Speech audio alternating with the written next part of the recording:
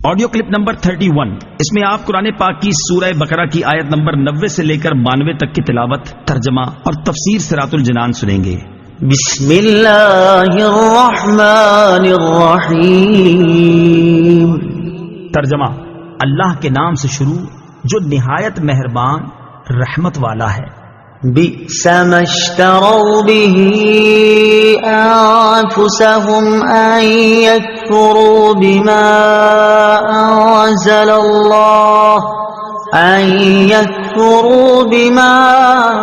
أنزل الله بغيا أن ينزل الله من فضله على من يشاء من عباده فباءوا بغضب على غضب وَلِلْكَافِرِينَ عَذَابٌ مُهِينٌ۔ ترجمہ: انہوں نے اپنی جانوں کا کتنا برا سودا کیا کہ اللہ نے جو نازل فرمایا ہے اس کا انکار کر رہے ہیں، اس حسد کی وجہ سے کہ اللہ اپنے فضل سے اپنے جس بندے پر چاہتا ہے وہی نازل فرماتا ہے، تو یہ لوگ غضب پر غضب کے مستحق ہو گئے اور کافروں کے لیے ذلت کا عذاب ہے۔ بئس ما اشتروا به انفسهم، انہوں نے اپنی جانوں کا کتنا برا سودا کیا۔ تفسیر صراط الجنان میں ہے، یہودیوں نے حضور اقدس صلی اللہ تعالی علیہ وآلہ وسلم پر ایمان لانے کی بجائے کفر اختیار کیا، اور ایمان کی جگہ کفر خریدنا خسارے کا سودا ہے۔ اسی سے ہر آدمی نصیحت حاصل کرے کہ ایمان کی جگہ کفر، نیکیوں کی جگہ گناہ، اطاعت کی جگہ نافرمانی، رضائے الہی کی جگہ اللہ تعالی کے غضب کا سودا بہت خسارے کا سودا ہے۔ بغین، حسد کی وجہ سے۔ تفسیر صراط الجنان میں ہے، یہودیوں کی خواہش تھی ختم نبوت کا منصب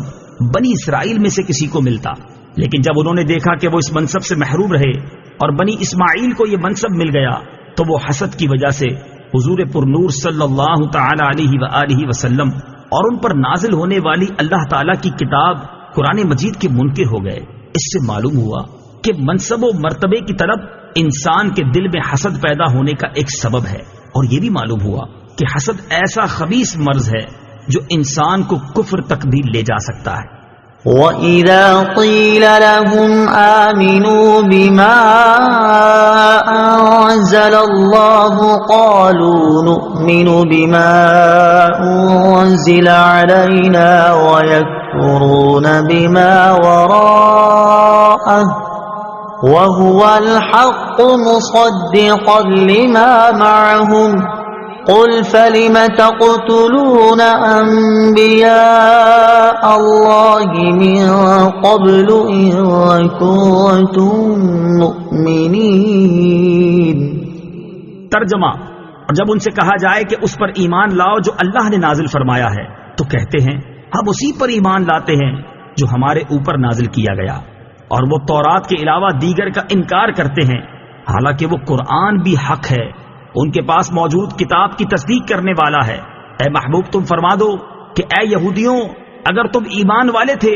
تو پھر پہلے تم اللہ کے نبیوں کو کیوں شہید کرتے تھے؟ وَإِذَا قِيلَ لَهُمْ، اور جب ان سے کہا جائے۔ تفسیر صراط الجنان میں ہے، اس آیت میں یہودیوں کا ایک اور کبھی فعل بیان کیا جا رہا ہے کہ جب ان سے کہا جائے کہ اللہ تعالیٰ کی نازل کی ہوئی تمام کتابوں پر ایمان لاؤ تو اس کے جواب میں وہ کہتے ہیں ہم صرف تورات پر ایمان لائیں گے جو کہ ہم پر نازل ہوئی ہے۔ اس سے ان کا مقصد دیگر آسمانی کتابوں اور قرآن مجید کا انکار کرنا تھا۔ چنانچہ اللہ تعالیٰ نے ان کا رد کرتے ہوئے فرمایا کہ قرآن بھی حق ہے اور یہ ان یہودیوں کے پاس موجود تورات کی تصدیق کرنے والا ہے، اور جب تورات میں حضرت محمد صلی اللہ تعالی علیہ وآلہ وسلم کی نبوت کے بارے میں خبریں موجود ہیں اور تم تورات پر ایمان لانے کے دعوے دار ہو، تو پھر محمد مصطفیٰ صلی اللہ تعالی علیہ وآلہ وسلم کی نبوت اور ان پر نازل کی گئی کتاب قرآن مجید کا انکار کیوں کرتے ہو؟ اور اے حبیب صلی اللہ تعالی علیہ وآلہ وسلم، آپ ان یہودیوں سے فرمائیں کہ اگر تم تورات پر ایمان لانے کے اتنے ہی بڑے دعوے دار ہو تو یہ بتاؤ کہ پہلے تم انبیاء کرام علیہ الصلوۃ والسلام کو کیوں شہید کرتے تھے؟ حالانکہ تورات میں تو انبیاء کرام علیہ الصلوۃ والسلام کو شہید کرنے سے منع کیا گیا تھا۔ وَلَقَدْ جَاءَكُم مُوسَى بِالْبَيِّنَاتِ ثُمَّ اتَّخَذْتُمُ الْعِجْلَ مِن بَعْدِهِ وَأَنتُمْ ظَالِمُونَ۔ ترجمہ: اور بے شک تمہارے پاس موسیٰ روشن نشانیاں لے کر تشریف لائے، پھر تم نے اس کے بعد بچڑے کو معبود بنا لیا اور تم ظالم تھے۔ اتخذتم العجل، بچڑے کو معبود بنا لیا۔ اس آیت کا خلاصہ یہ ہے کہ حضرت موسیٰ علیہ السلام بنی اسرائیل کے پاس روشن معجزات لے کر تشریف لائے، اور جب حضرت موسیٰ علیہ السلام کوہ طور پر تشریف لے گئے تو آپ علیہ السلام کے بعد بنی اسرائیل نے سامری کے بہکانے سے گائے کو معبود بنا لیا اور گائے کی پوجا کر کے انہوں نے کفر کیا۔ جب حضرت موسیٰ علیہ السلام کی روشن نشانیاں دیکھ کر بنی اسرائیل بچڑے کی پوجا میں مبتلا ہو گئے تو ان یہودیوں کا سید المرسلین صلی اللہ تعالی علیہ وآلہ وسلم کے ساتھ کفر کرنا ان کے لیے کون سی بڑی بات